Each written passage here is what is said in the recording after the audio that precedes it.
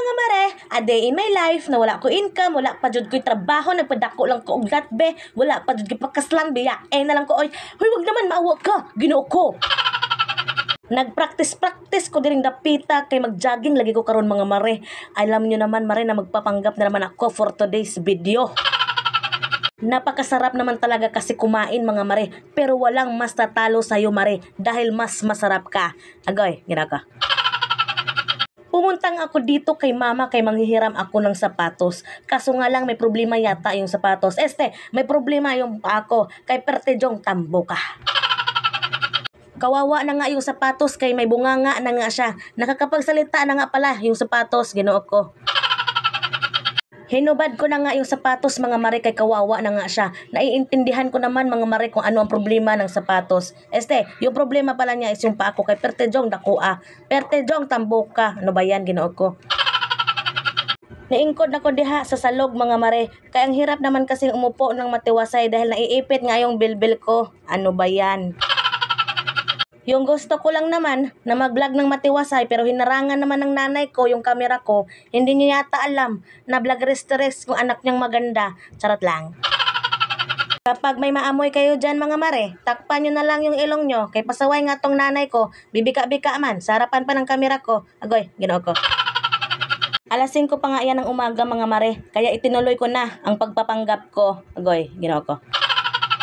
Yung gusto ko lang naman mag-stretching, pero hindi ko na talaga maabot yung paa ko. Hab-hab palagi mare.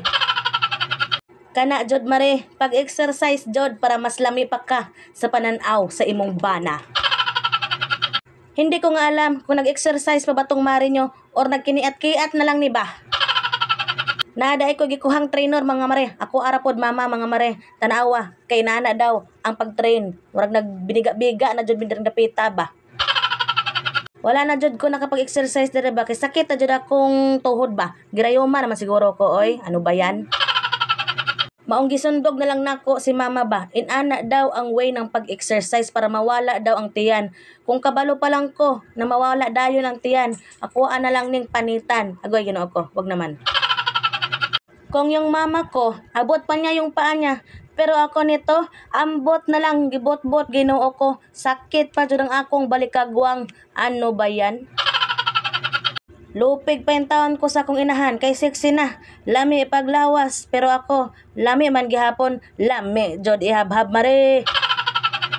Wala na jod nagkandimaon ning among exercise ba. Kay gipasimhot-simhot naman ako ang akong lubot sa akong inahan.